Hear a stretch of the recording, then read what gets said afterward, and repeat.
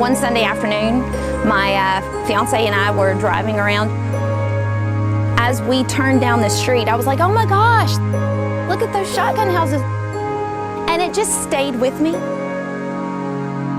I called the city Office of Community Development to ask about these houses, the houses on Peabody Street, the shotguns that are all boarded up. And the answer of, those are set for demo next month, broke my heart. When I first started researching the houses and the area, the thing that kept popping up was, the jazz history, the red light district, the bottoms just was a big happening place at the turn of the century. Shreveport, Louisiana is located in the northwest corner of the state.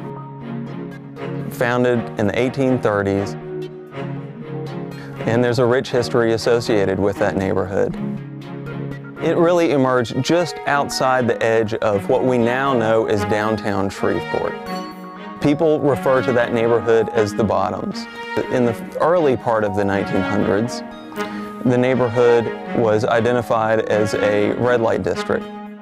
In the 1980s, there was a push to sort of clean up the image of that neighborhood, and it adopted the name Ledbetter Heights, which was a tribute to Huddie Ledbetter, otherwise known as Leadbelly, the folk musician, who as a teenager played music in the area at some of these brothels. When I was a boy, I put on long pants. I go down on Fallon Street and I go into the Bell House. Many of the buildings in Ledbetter Heights, St. Paul's Bottoms, are identified as shotgun homes. Just the name Shotgun House is because of the design of the rooms. The rooms are set up one in front of the other. The doors are all lined up, and of course, they say standing on that front porch, you can shoot that shotgun all the way through the back of the house and not hit any walls. I grew up right down here in many of them. We might have lived in about 4 or 5 of them. It was the only thing that we really could afford.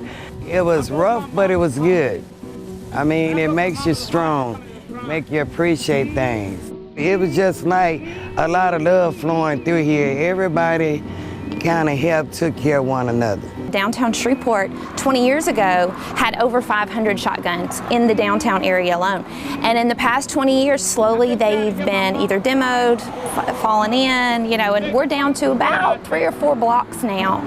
I didn't want to let that be a part of forgotten history. I didn't want them demoed, and so, what if we repurposed? What if we gave them a new life as something new, as a commercial development? We're hoping to move the houses early 2014. Just a few blocks over. It's still in the Bottoms, but it is closer to more of the downtown area. This is our future proposed site. We'll have 4 behind me facing this way, and then we'll have 2 turned and face that way to where they'll create an L shape. We plan to have 3 retail shops and 3 restaurants, and all of this interior space right here will be a bricked courtyard patio area. We are hoping that when we're having our adventure in March, to have skilled craftsmen showing demonstrations on how to reglaze these windows, how to save these original cypress sidings, have to recreate period appropriate spindles for the porches. We're wanting to bring these shotguns back to as original condition as possible. You can see the possibilities that these houses can bring us to a city. So please come and visit us. We're excited to show you a good time. I got a woman living on the back side of jail, hanging on, living boy by the wicked of a day.